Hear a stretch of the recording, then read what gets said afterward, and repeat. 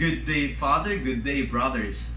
Today I will be discussing to you Deus Caritas Est and Catholic Charitable and Development Agencies. Deus Caritas Est, which literally means God is love, signed on December 25, 2005 and promulgated on January 25, 2006 by Pope Benedict XVI. And this is his first encyclical letter. It reflects on God as the author of love and the Christian's response to that of love.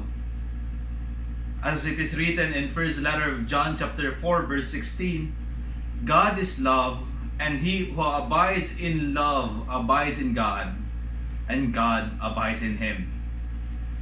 These words that begin the encyclical express the core of the Christian faith in a world in which God's name is sometimes linked to that with revenge or even with hatred and violence. The Christian's message of God's love is very timely. The encyclical is usually divided into two parts, which is the first part presents a theological and philosophical reflection on the different dimensions of love, which is eros, philia, agape, and explains certain essential facts concerning God's love for man and the intrinsic connection of this love with human love.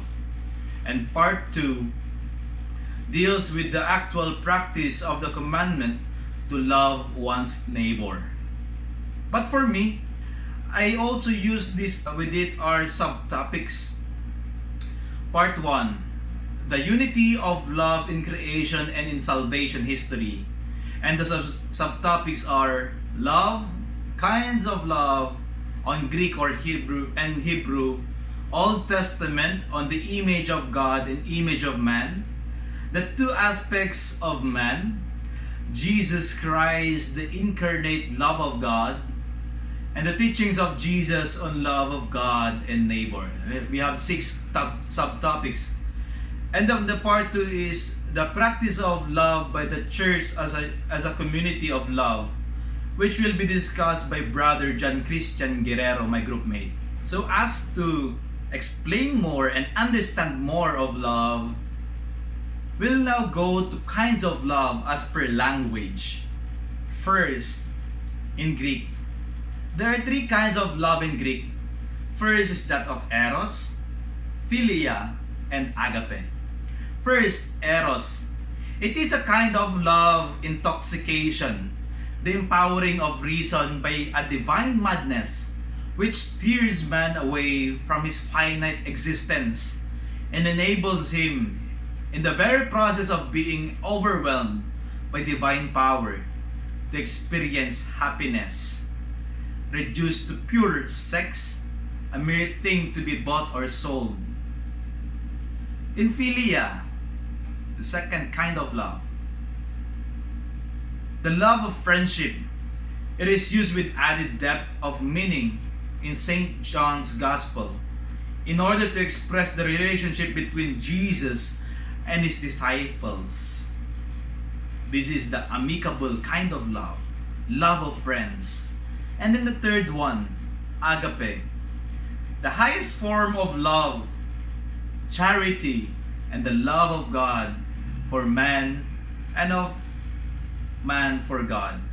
It is the sacrificial love of a man to the other, like that of Christ, who offered himself up, being the sacrificial lamb offered for our sins.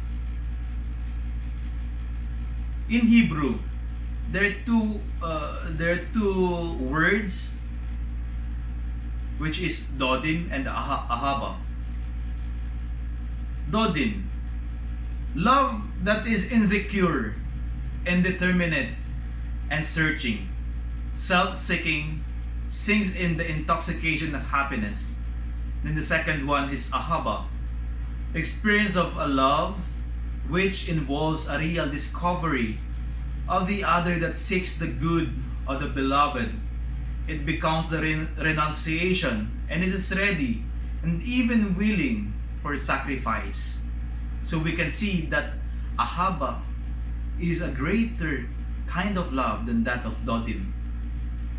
From the frequently used and misused word love, in which this word love is used generally, and most of the time it is misunderstood by the receiver and even the sender himself, presenting the Greek and the Hebrew words that corresponds to the degree of love.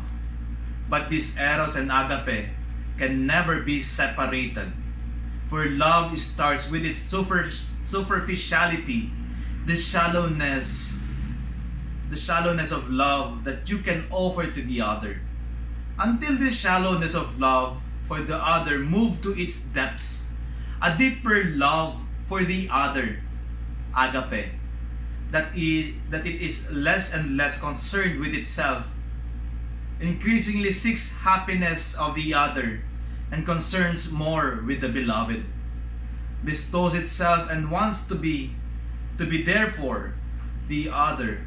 Though man cannot live by oblative love alone, he cannot always give.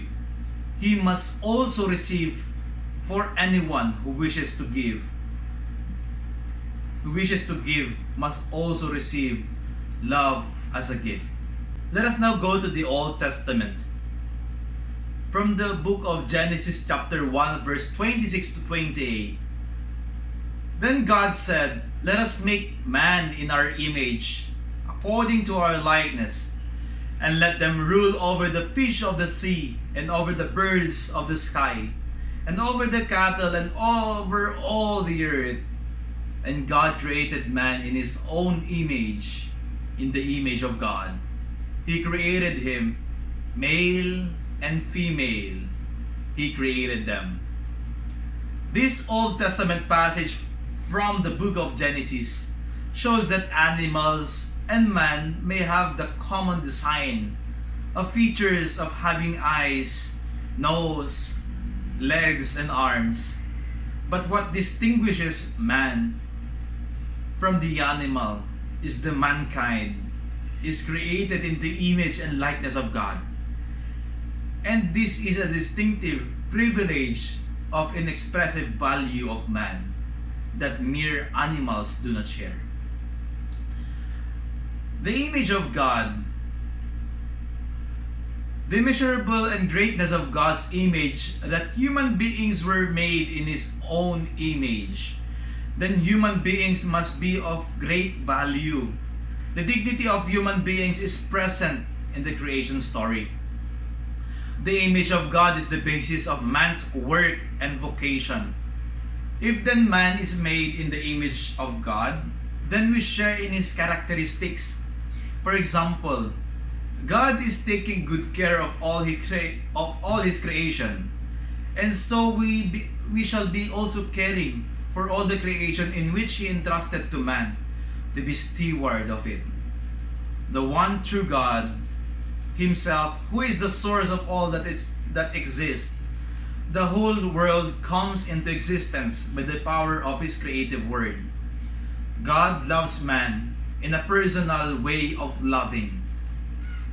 For among the nations, He chose Israel to be His people and loves her.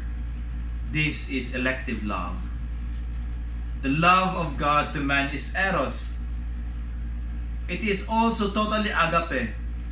His passionate love for His people, for humanity, is at the same time a forgiving love. Let us go to the image of man. In solitude of Adam, God decided to give him a helper, for not one of all the creature is capable of helping the man. Though he had a name, he had named all the birds of the air, beasts of the field. God forms woman from the rib of the man, and now Adam finds the helper he needed, which is Eve. When God removes a rib from the man to form a woman to be his helper, this man feels somehow incomplete and is driven to seek someone to make him whole again, seeks what has been missing to himself through communion with the opposite sex, hoping that he may be again complete. Therefore, a man leaves his father and his mother and cleaves to his wife, and they become one flesh. That is from the book of Genesis chapter 2 verse 24. Let us now go to the two aspects of the image of man. There are two. First, Eros is rooted in man's very nature. Man is a seeker. He abandons his parent in order to find the missing piece of him. Only then, when the two became one flesh, represents humanity. Eros directs man towards marriage, the unique and definitive bond of man and woman that fulfills their deepest purpose. The covenantal love of God to his people, Israel. You shall be my people, and I will be your God. Having only one God in the life of Israel, in order not to be punished, the fidelity of which the Israel should express, and is so a monogamous marriage of man and woman. An exclusive and definitive love becomes the icon of the relationship they share, and is so the relationship to God. God's way of loving becomes the measure of human love. We now go to Jesus Christ, the incarnate love of God. We can see three passages from the sacred scriptures. First, from the Gospel of John chapter 1 verse 1 to 5 and verse 14. John 3:16 and first letter of John chapter 4 verse 8. First, John chapter 1 verse 1 to 5 and verse 14. In the beginning was the Word, and the Word was with God, and the Word was God. He was in the beginning with God. All things came to be through him, and without him nothing came to be what came to be. Through him was life, and this life was the light of human race. And the Word became flesh and made his dwelling among us, and we saw his glory as of that the Father's only Son, full of grace and truth. From the Gospel of John chapter 3 verse 16. For God so loved the world that he gave his only Son, so that everyone who believes in him might not perish but might have eternal life. And lastly, from the first letter of John chapter 4 verse 8. God is love. God sending his Son, Jesus, the Word that became flesh, is a divine activity and an act of oblation on which a God becomes a man through the institution of the Holy Eucharist at the Last Supper. The self-giving love of God. The Eucharist draws us into Jesus, an act of self-oblation, a union with God through sharing in Jesus. Jesus' self-gift, sharing of his love and blood. The love of God and love of neighbor are now truly united. God incarnate draws us all to himself. There, God's own agape comes to us bodily, in order to continue his work in us and through us. And through this, we can understand Jesus' teaching on love. Faith, worship, and ethos are interwoven as a single reality which takes shape in our encounter with God's agape. This Eucharistic communion includes the reality both of being loved and loving others in turn. And lastly, teachings of Jesus, love of God and love of neighbor. From the Gospel of Matthew, chapter 22, verses 36 to 39. Teacher, which commandment in the law is the greatest? He said to him, You shall love the Lord your God with all your heart, with all your soul, and with all your mind. This is the greatest commandment and the first commandment. And the second is like it. You shall love your neighbor as yourself. From the first letter of John chapter 4 verse 20. If anyone says, I love God, and hates his brother, he is a liar. For he does not love his brother whom he has seen, cannot love God whom he has not seen. Anyone who needs me and whom I can help is my neighbor. The concept of neighbor is universalized. It extends to all mankind, and it is not reduced to a generic, abstract, and undemanding expression of love, but calls for my own practical commitment here and now. The love of God and love of neighbor have become one. In the least of the brethren, we find Jesus himself, and in Jesus, we find God. Love cannot be commanded.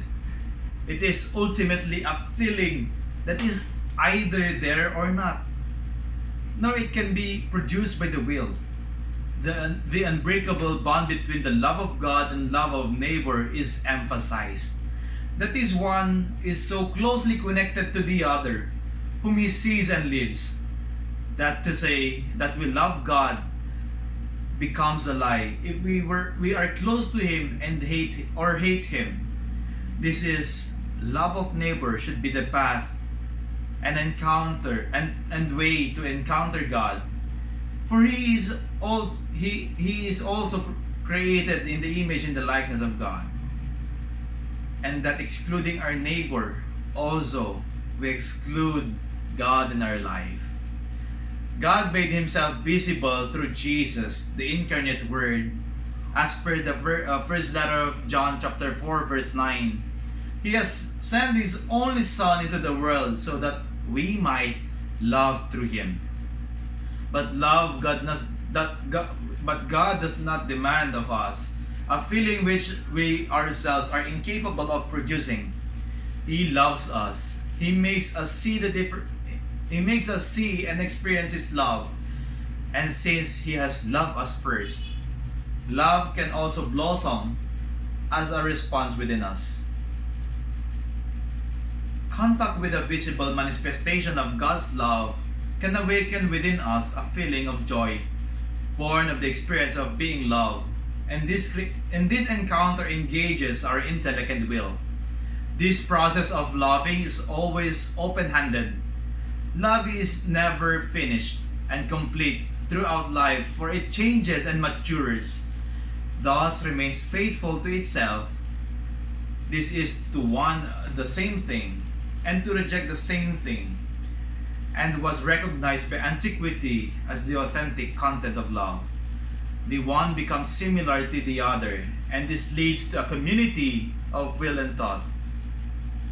It is difficult on the perspective of man to love his enemies, or even the person whom he doesn't even know. But this can only take place if the person do have an intimate encounter with God, which this encounter will lead him to a communion of will, even affecting feelings.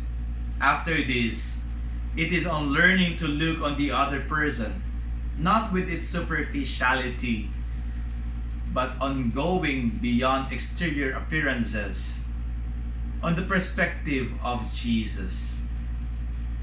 On looking in the perspective of Christ, there we will be no enemies. Rather treats all his friends, having the interior desire for a sign of love, of concern. In the end, man can give to others more than their outward necessities, giving them the look of love which they crave. Liken that to the poor widow woman in the Gospel of Mark, which offered all what she had in spite of her poverty, 2 small coins that worth a few cents. She gave more than what the others had to offer, because it's the only thing she had. For the part 2, it will be discussed by Brother John Christian Guererro. Thank you for watching. Thank you for listening. May God bless you and keep you away from harm, now and always.